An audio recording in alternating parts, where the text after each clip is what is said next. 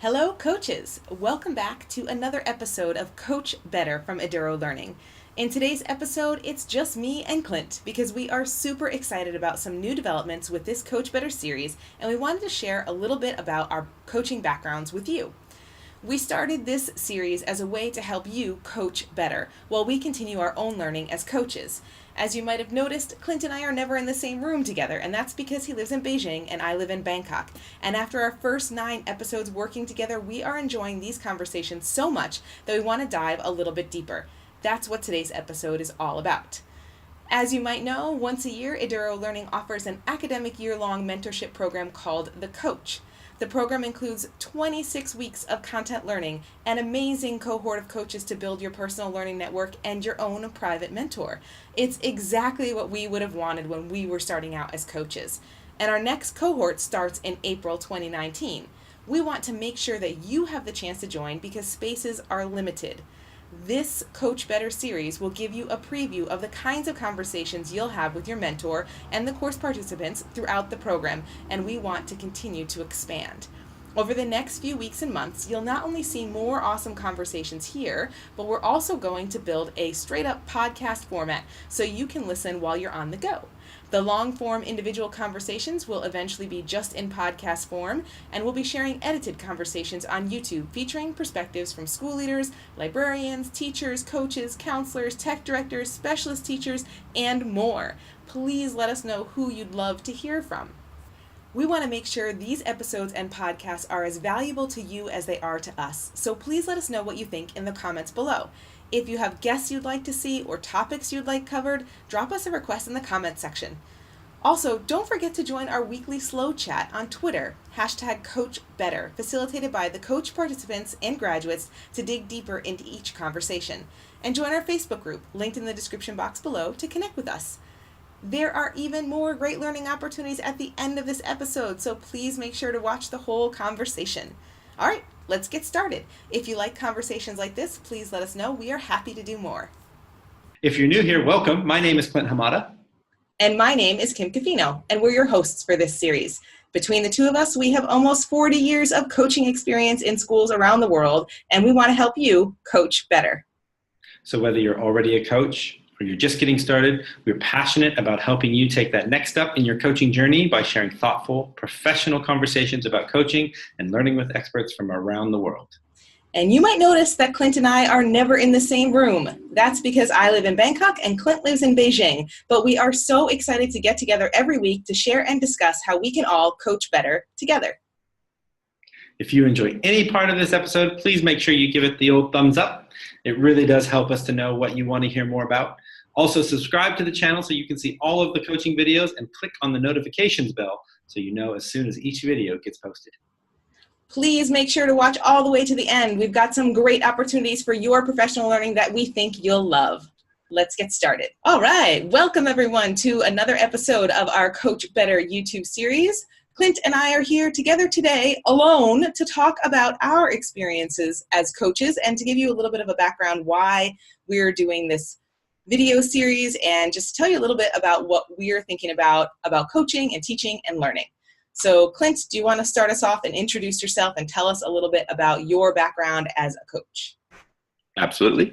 My name is Clint Hamada, and I am currently the pre-K to 12 Educational Technology Coordinator at the International School of Beijing. And what that means, that's a big long title. What that means is I'm basically the curriculum arm of the tech director role. At ISB, the decision was made, I think very, very presciently, to split kind of the boxes and wires side of educational technology and the curriculum and pedagogy side of educational technology. And I have that curriculum and pedagogy side. And we've also expanded what we mean by educational technology as we start to bring in design and design facilitation and trying to think about kind of what the modern version of educational technology looks like. It's not just iPads and devices anymore. We're also thinking about design and design thinking and how that spills over into all facets of school. As way of background, I started ages ago as a math classroom teacher, middle school and high school. And probably about 2008, I think it was, actually after having Jeff come to our school in Hanoi, the decision was made to bring in a tech facilitator, we called it at the time, middle school, high school technology facilitator, as we were going one-to-one. And I was lucky enough to get that role. And so from 2008 to present, I've been working as a full-time coach and facilitator. So in Beijing, I've worked with Kim in Yokohama.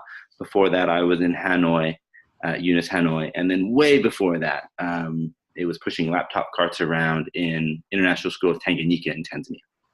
So it's been a while. Yeah, it has. Okay, that's awesome. So when you're talking about being in Hanoi, that's when we first met. And we met over Twitter. And I was trying to think about before this call, I think we first met in person at Learning 2. Is that right? I was just thinking about this. I think it was Learning 2 at Concordia. Yeah, Shanghai. So was that like 2010? One of the first ones. No, wasn't it 2007 or one of the earlier ones? No. Oh, okay. No, because I think the first one I went to was 2008. But I don't think we actually met and had conversations until 2010. And then I think I was heckling you at ASB Unplugged. That is when I first remember meeting you. Oh, there you go. I remember the heckling. Well, yeah. And I think you were doing that with Chrissy. That is right. Yeah. Yes. See, so we've come full circle. Yes. So Small world. I don't know. Why don't you give me a reminder of everywhere that you worked and all the positions that you've held? Okay, so my name is Kim Cafino, and I have previously been in international schools since 2000. And I started at Munich International School in Germany, and I was there for 5 years. And when I got there, I came in as an intern, and I just, for whatever reason, was placed in the computer lab. And I was working with the math teacher, who was also the computer teacher, which I think we are all familiar with, like the math teacher to computer teacher transition. And I remember just being in that lab and thinking, like, this is so much fun. I could totally do this. And I had a really supportive principal who helped me get my teaching license. So I did my teaching license through the Fast Train program through George Mason University. And then I stayed there for 5 years and built up their technology integration program. And when I left, it was like fully integrated. I went through the phase of the lab to the laptop carts to the like moving to one-to-one. And then after Munich, lived in Malaysia and was I can't remember my job title, probably technology facilitator at Mont Kiara International School, and then IS Bangkok for 3 years, where I had an interesting title of 21st Century Literacy Coach. And then I was a technology and learning coach, I think, also at ISB, and then went to YS and worked with Clint. But I was at YS for 3 years before I started working with Clint. And there I was the technology and learning coach for 5 years. And that was my last full-time role in a school. For the last like 3.5 years, I have been running Eduro Learning and working from my house, doing stuff like this, working with parents, working with teachers, working with schools on professional development for technology-rich learning. So you've been all over the place. I forgot that you were in Munich and that you worked as an intern. Yes. I got that job because my best friend from high school was an intern in the same school the academic year before me. And we went to visit her and I was like, this is the bomb. How do I get myself in this situation? And I basically just totally copied her. As I don't know about you, but growing up, I never wanted to be a teacher. My mom always told me, you would make a great teacher. You should be a teacher. And I was like, oh, no, I don't want to be a teacher. But then my friend had this great job and I was like, well, I can try for a year. Let's see how it goes. And just loved it, like just totally random. That's amazing. So you didn't teach in the US before going overseas? Never. Oh, that's so interesting because I taught for 4 years in California before heading overseas in 2000. So we went overseas at the same time. That's interesting. I only had 1 year of work experience before I got that internship. Like I left college, I was a property manager for 1 year, and then I went straight back into schools. So I never had it just went straight away. Oh, interesting. So in your time, you talked a little bit about it, in your time at those different schools, what kind of different coaching models have you used or have you been a part of and maybe benefits of each one, if you can think about those, or challenges of each one as well? I would say they have almost all gone through a very similar process. At every school that I worked at, there was some time where there was like computer teaching and I was doing that, and then it transitioned into some sort of facilitation, which I don't know is necessarily always coaching. Mm-hmm. But I would say I really liked when I worked at ISB, we had multiple types of coaches. So we had technology coaches, science coaches, literacy coaches, and just like straight up curriculum coordinator type roles. And being in those teams that all work, that is the best part of that job for me. I would say all of my coaching roles have been very similar, and maybe that's more about my personality and the school's readiness than it is about anything else. It's all been very like instructional coaching, working with you to help you be better at technology for learning. I've done cognitive coaching training, but I haven't worked in a school where cognitive coaching was the model, so I can't say that I have a full experience in that. And it's all been like almost new to technology-rich learning. They've all transitioned from like the computer classroom to one-to-one while I've been there. So it's all been pretty consistent. Right. Yeah, I'm thinking about when I was in Tanzania, and this was again 2000. I think we had one laptop cart. No, we had a computer lab, and in that computer lab, we were MYP. So the MYP technology took place in there, and that was mostly what the kids did. I remember, like, I brought my own laptop to the school when I first started working there, and I was like, that was 2002 when I started working there, because the school didn't give you computers. And when we left there, it was still computer lab based. And then we went to Hanoi, and they had a series of laptop carts. And in that first year, they moved to a phased in one-to-one program. So they started at different age levels. So I think grade 11, grade 9, and grade 7. There are a couple of years that went in, and then every year we built on that. So that over a 3-year, then we were fully one-to-one. But we realized as we were going into that one-to-one initiative that there was a lot of peer coaching that was going on. So we used to run lunchtime sessions, be like, hey, let's figure this out together. And I think that was like truly coaching almost in its purest form, because it was not directed by administration or by principals or by the tech director. It was by teachers who were like, this is new. Let's figure out how to do this. And we didn't have anybody who was a full-time position to help teachers think through those things. And it was a lot of time and effort on our part, on top of your normal teaching load. You're teaching however many periods a week, 5 sections of math or whatever it was.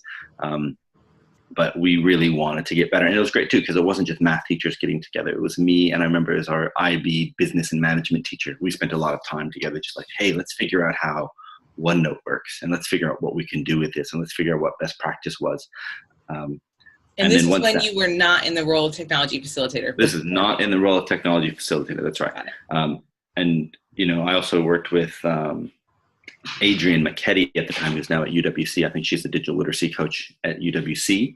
And we spent a lot of time together, just be like, oh, this is really interesting. She was teaching English, I was teaching math, somebody else was teaching business and management. And we just all kind of worked it out together. And shared best practice and asked questions and supported each other. And then when they introduced that role, and that was my position full time, it was very much a similar sort of thing. But then that was my role to support all of the teachers from grade 6 to grade 12. And so it was an interesting transition, I think, being there when that one-to-one program was being rolled in, and when those coaching roles or those facilitation roles were being supported. And then moving to, where did I go after that? Moving to Yokohama, where there already was a one-to-one program, and just kind of walking into a place where there was an expectation of coaching, and there was a lot of support, and there was a lot of enthusiasm. And I think the one-to-one program was only a couple of years old at that point. Yep. At Yokohama when I joined you, like 2013, right? But there was already this like, this is what we do and this is how we do it, so let's just get into it. And I think looking back, I can understand why you would phase in any sort of initiative like that over time, whether it's economic or just kind of culturally to get people used to it. But there's also something to be said about just jumping into it and saying, this is happening. Like, we're prepared. We've done what we need to do. Let's get started. I think YIS worked so well that way because of the size of the school and the community. Right. I agree. I think just jumping in is so much better than phasing in. I was just working with the school last week and they were like, but if we start with grade 12 next year, that means it'll be almost 12 years before grade 3 gets laptops, and like that seems crazy. Right. But I don't know if it works the way it worked at YIS from 6 to 12. I don't know if that would work everywhere. Right. Yeah. And one of the things, if anybody is thinking, if they're still in a position to phase something in, whatever it is, a lot of times we go, well, let's start with the older kids because they're more responsible or whatever. But something that I didn't think about when we did that was, but we lose them after 1 or 2 years. And so all of their experience, like we started with grade 11 because there was IB diploma. So they need it for grade 11 and grade 12. Yep. But then after 2 years, those kids aren't there anymore to like reap the benefits of what we've been working on. Whereas if you started with grade 6, they're going to be there for 7 more years. And they can be using those skills for 7 years. And you're like, oh, that kind of would have been good too. There is no one way to do it. Everything has its plus and minuses. But that was one of the aha moments that I had when you're phasing these things in, is like, how long are those students going to be in front of you? And how do you maximize your time in front of them as long as possible? And on top of that, I know this, preaching to the choir for elementary school teachers, we always start with the top level grades, but it's the younger level grades that are doing the more creative, the more innovative, the more, tech heavy things. So why are they always the last ones to get access? Right. Or they get the hand-me-down computers from the grade 12. We'll just go, they're 3 years old. We'll give those to the third graders, even though the third graders are probably doing more with it than the 12th graders, where they might just be doing a lot of word processing and maybe some internet searching. You could use an iPad or a Chromebook for that. Whereas your grade 3s are like, oh, we're making iMovies and we're doing this and we're trying different ways to show what we know. Yes.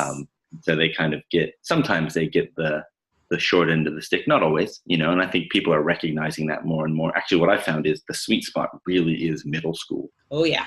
Right. Because there's less curricular pressure from, oh, this is on your college transcript or any of that. Yep. But they also have more skills and they have a little bit more autonomy. We know our middle school students can still be a little bit squirrely, but we also want to give them that autonomy. And so you have the opportunity, as a cohort. You have some amazing elementary school kids who can do amazing things, right? But sometimes some of those elementary school kids just aren't quite ready for that level of independence.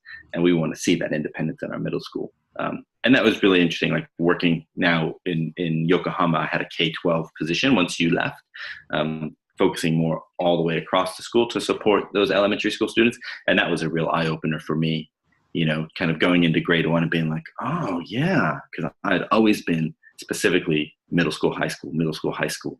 And then trying to think about it from like a kindergarten or a grade 1 or, even grade 3, like what they're able to do, how much independence you can expect of them, how much scaffolding you need to put in the tasks that you're asking those kids to do. It was a huge jump. I remember somebody saying to me, a 6th grader isn't half of a 12th grader in terms of what you're expecting them to do. And I was thinking about that when I was working with 3rd graders. Like, they're not half of 6th graders either, right? You need to really kind of slow down and ramp up the support and how you're supporting those teachers as well. And that was a really, really big learning curve for me. So if you've never worked in an elementary school classroom as a coach, tech coach especially, it's worth going in and just observing and seeing how it all happens, because it gives you a newfound understanding of what that could look like or should look like.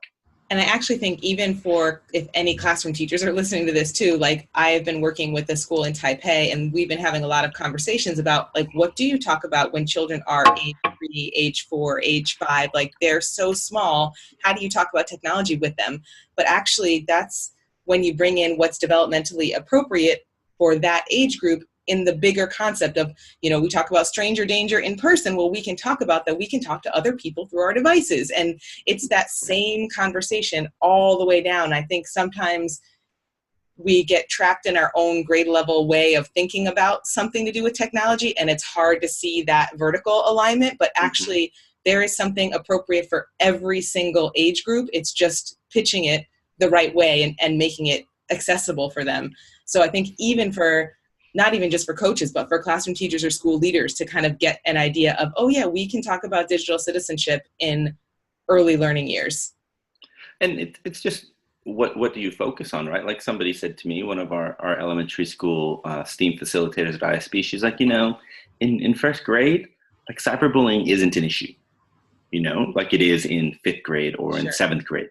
So we don't ignore it, but we minimize the importance of that. And actually what we're really focusing on is how to use your device properly, like how to carry it, how to not drop it, how to not break it, how to make sure it's clean, how to, those sorts of things too, because we forget, like, there are so many aspects of digital citizenship or appropriate use or responsible use. You don't need to hit every aspect every single time. Like you're saying, what is age appropriate? What is relevant to those classroom teachers as well? And what's relevant to the experiences that those teachers are giving. You might have one first grade teacher who's like, yes, we're on Twitter. Like we had an amazing colleague in Yokohama. My daughter, when she was in her class, the kids were on Twitter, they were posting their own work, they were writing their own tweets. It was amazing. Like, okay, it's really important for them to think about the wider world. If you're in a classroom that isn't doing that, then maybe you don't need to focus on that as much right now. But it does give you, like I said, that perspective and that understanding. You're like, oh yeah, there's so much to think about, and there's so much that's relevant at every stage of the way.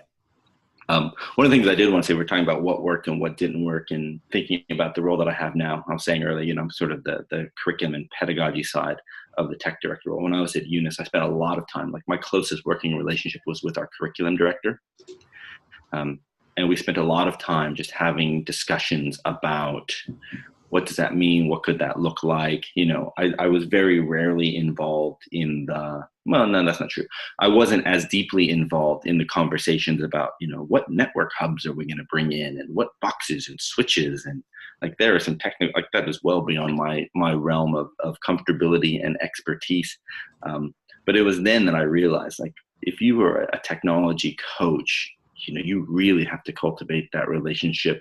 Yes, with your principal, that's really important. Yes, with your tech director, that's really important. But if you have a curriculum person who works on your site, that is a really important relationship to cultivate. And I think if you can build that relationship and get a really good understanding of what the big picture idea of curriculum is, then that helps you really understand where your place is and where you can really have a lot of impact in the work that you're doing.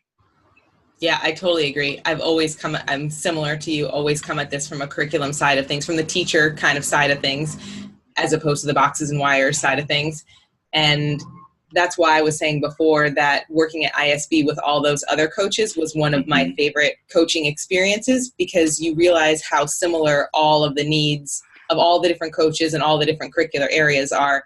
While the disciplines might be discrete, the way coaching works is actually really similar in all those different domains. And I think having the opportunity to be so closely connected with any sort of curriculum leader at your school is maybe initially less obvious, but actually really powerful and helpful for you as a coach, particularly because so many of those other coaching areas like literacy coaching or math coaching or even science coaching, there's way more research and literature and documentation on how coaching cycles work and all those kinds of things than there is on tech. There's very little on technology coaching. So you can gain a lot from looking at all of that kind of material and research too. And that's what we're doing right now at ISB Beijing, ISB North, is trying to really develop and hone what we think is a coaching model that will work across all disciplines. Or, what are the models that we want to use for specific disciplines, whether it's math and literacy or technology, curriculum, or maybe even at different levels. So maybe at the high school level, the focus is more on relationships and on kind of maybe more cognitive coaching, because, those teachers really are seen as the expert of their field. Like, I'm not going to tell an IB economics teacher anything about economics and how to teach economics, but I can get them to really kind of potentially elicit like what they're trying to accomplish and why they're trying to accomplish. I would feel more comfortable with my background as a math teacher going into maybe a middle school or a elementary school math class and being like, hey, let's talk really about pedagogy and instructional practice, and I think, you have your math coaches, especially in middle school and in elementary school, really focusing on instructional practice. You might have your literacy coaches really focusing on readers, writers workshop, and that's kind of K-8. What are the models and what are the expectations, and how are we expecting our coaches to work the same and to work differently based on what area they're in or what division they're in, or all of those different permutations.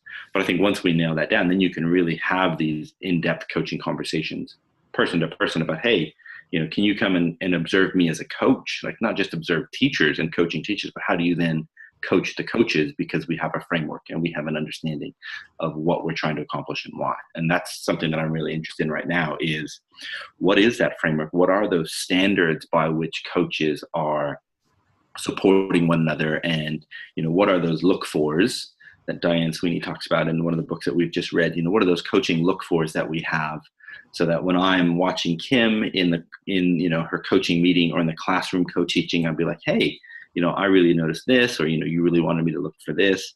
I'm finding it really difficult to find something that's applicable across the board. There's got to be something out there, but, I think that's to me, that's the nugget that I'm trying to mine at the moment.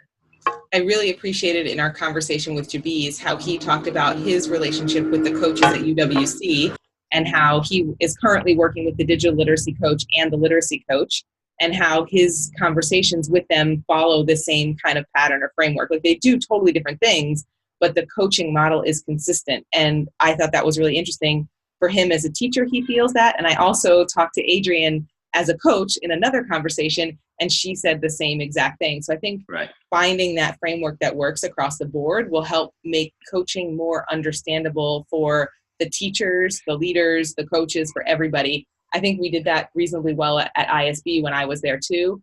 And I think at YIS, when we were there, we really only had technology coaches. So there wasn't any need to worry about how all the different coaches fit together. But I think coaching is so much more powerful when it's viewed as coaching and not technology coaching. Exactly. And if you think about it too, if you think of coaching as facilitating learning. Yeah. Right? So in a classroom, obviously the teacher is the teacher, the students are the learners. And we talk about, it's not really, we want a student-centered learning environment, right? So the students, it's really about what's good for student needs. A teacher may be like, oh, well, I want to use this, or I want to use that. Well, maybe as a school, we make a decision. We're going to use a similar platform or a similar expectation or protocol because it's consistent for the students, even if it doesn't fit your personal choice as a teacher. And, but we're doing it with the students in mind. As coaches, we need to do the same thing. Yes. That may not fit my coaching expectation or my preference as a coach, or I may have slightly different views, but as a coaching team, we are making a decision to better support all of our teachers so that they can have systematic processes in place, or they can understand what the coaching cycle looks like regardless of literacy or math or technology or curriculum. We can all have that same conversation so they feel comfortable and they can then leverage the time that they have with us most effectively, rather than, how is it that Kim likes to do this? Oh yeah, she likes to do it this way. How is it that Clint likes to do this? Oh yeah, he likes, none of that's the same, because we all do the same thing and we make that agreement. Yeah. And you talking about that really brings to mind, I have been, and I know you've done the Looking for Learning training with Fieldwork Education, and at ISB, that was a huge part of our school. I can't believe I'm bringing up ISB so much. That was a huge part of our school, Looking for Learning. And in any classroom you go to, you could have a deep, reflective conversation with any student from literally kindergarten all the way up to year 12. But then you try to apply that model of Looking for Learning in a school that doesn't have that. And kids, they just don't have the vocabulary to reflect on their learning and to describe, what's right or what's next or all those pieces of Looking for Learning. And they just kind of look at you blankly, like, I've never been asked such a question before. And that's essentially what we're doing to teachers when, as coaches, we're going in with our own kind of framework for how we work. They don't have the vocabulary, they don't have the tools, they don't have the prior knowledge to latch onto about what this conversation should be like. So yeah, totally agree. And maybe it's not quite the culture of coaching, but it's really the essential conditions for coaching. I think it is laying that groundwork and laying those expectations. And it's going to be one of those things, I'm sure, like you're saying, for Looking for Learning, in the first year, it's not as successful as you would hope that it would be. But over time, you just have to be persistent and consistent about using it. I think I can say this. Teachers are notorious for kind of this too shall pass. And if we just wait it out, they'll stop talking about looking for learning. But if as a school, we've decided that that's something that's really important, even though you may get your initial resistors. So you're a coach and you decided this is the framework that we're going to use and we're really going to work with it, that you're going to get your initial set of resistors. You have to be consistent with your approach and you have to be persistent with your approach. And that over time too, that then becomes, it's not this too shall pass, and if I just ignore it, it'll go away. Or if you just ignore it, it's just going to be there, and then it's just going to become expected. And then you're able to have those conversations with any teacher or with any student about what it is that they're doing or why they're doing it, using that consistent language and that consistent vocabulary and that shared understanding of what those words mean. I think that's really important as well.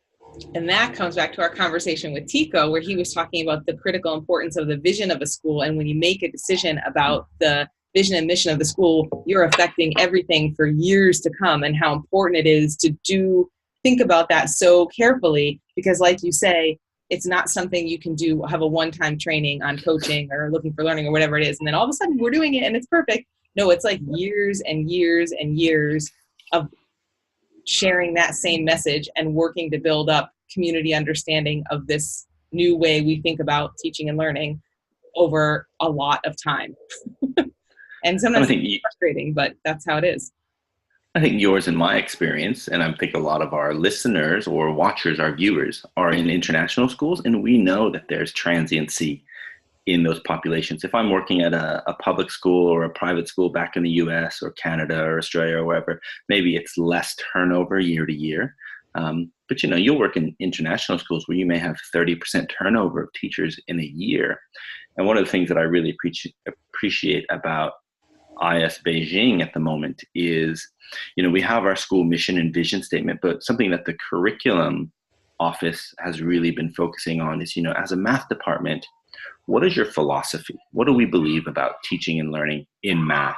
And ensuring that aligns obviously with the school's mission and vision. I think that's really important. But when you have your new teachers come in, you have something and you say, this is what we believe. This is how we act, right? This is how we teach. This is why we teach the way that we teach. And that's a K-12 philosophy statement. It's like, well, this is high school math. And this is, no. Hopefully that's a K-12. So we've done a similar thing with coaching too. We got a little subgroup together as we're starting this, and look, what do we believe about coaching and what's the value of coaching? Not what's the value of technology or the value of literacy. Like, what is the value of coaching and what are we trying to do there? So I think you can hear my kids going crazy downstairs. But, and I think as we start to build up our coaching teams and as our coaches start to shift, then we can come and say, hey, this is what we believe is really important. And this is the type of person that we're trying to hire. This is the type of person that we want to have. These are the type of skills that you need. And that's just going to ensure consistency again for our teachers so that they can have the best experience possible for them. Yeah, it's just making me think about and feel like there is so much to consider when you're trying to build that successful coaching culture. And I think it's like the culture of the school in general, because you're talking about all sorts of aspects of the culture of the school. And I think as teachers, a lot of the time we feel like all of those things are just busy work, philosophies, and what do we think as a math department? Why do I need to do this? Everyone knows what we're supposed to do as math teachers, but actually the conversations about those things and giving meaning to each individual word that we use when we talk about what we are doing as teachers is actually really important, and having the same understanding of those words is really important. And that brings me to one other thought, and then I think we should probably wrap up the conversation. But in the coach micro-credential program, one of my participants in my cohort asked the question, like, I have a negative connotation to the word coach. And she kind of described that it's someone who stands on the sideline, it's someone who's yelling from the corner, it's not someone who's in it with you, it's not someone who's a lead learner. And she, it was really great, all the questions she asked. And she's like, is this the right word for us to be using in schools? Because almost everyone has an experience with a sports coach or another kind of coach in their previous, as children or whatever, if not as an adult. And all of that baggage comes with that word. And I think that's such an interesting thing to think about, because in schools, all of the words we use basically have that kind of baggage, and we are unpacking all of them. So Right. throw coach into the mix. What does that really mean in an academic setting, in an innovative international school or innovative school or a school? Right, right. And to go back to the conversation that we had with Tico, he was saying, if you really want to be innovative, you have to see yourself as an institution of learning, basically, right? And that's not just for students. That's not just for people under the age of 18. That's not just for people with the title of teacher. That's people with the title of principal or director or head of school as well. And how are you modeling that? And I think while there are negative connotations to that word coach, and some people may have those negative connotations, I think there are also positive connotations. You're never going to find a word that doesn't have some sort of negative connotation. I think what's really important to me is, how do you find that exemplar coach? Whether it's a sports coach who, I'll go into sports. You think about like a Phil Jackson, who was a basketball coach, and yes, he was an amazing coach, but really what he did was he cultivated people, and he learned all of his players. And he coached Michael Jordan, he coached Kobe Bryant, but he would give them these books and be like, I know who you are. I want you to read this book because I think it's going to challenge your belief as a person. And if you think about who you are as a coach in a school, having those relationships with your teachers to be able to recommend something that's going to personally affect the way in which they view the world, or challenge the way in which they view the world, or they view teaching, like, that's amazing. If you have that level of rapport with your teachers, the people that you work with, like, that's the coach that I want. I don't want the prototypical dad soccer coach or little league coach who's just shouting at his kid. I want the one who's like teaching young children to be better people. Oh, yes. Through sports or through teaching or through whatever that happens to be. And that makes me think about how critical the role of the coach is, and the person in that role, and how it has become a kind of popular role, particularly in schools in Asia. And people want to be coaches, but not everybody's cut out to be a coach. And I think a lot of it, yes, there are many things that you can learn. And I really do believe that any individual can coach another individual, but there's so many layers to coaching. You're not just coaching the individual, you're helping the school move forward in its vision and mission and future. You're working with your leaders, you're coaching up, like we've talked about in other conversations. There's so many different pieces to this role, that the person that's in that role, and there's so many different ways the role is implemented. Like, many times I've been a technology teacher and a coach at the same time. So having to balance both of those things, or being a homeroom teacher and a coach at the same time, or all of those things at the same time, or sometimes being a classroom teacher and a coach. Anyway, my point is, there's so many layers to the role, that the person in that role is way more important than any other aspect of whether or not they've had so many years experience as a coach, or whether they've done this job or whether they've done that job. It's actually the person and the personality in that role is so critical.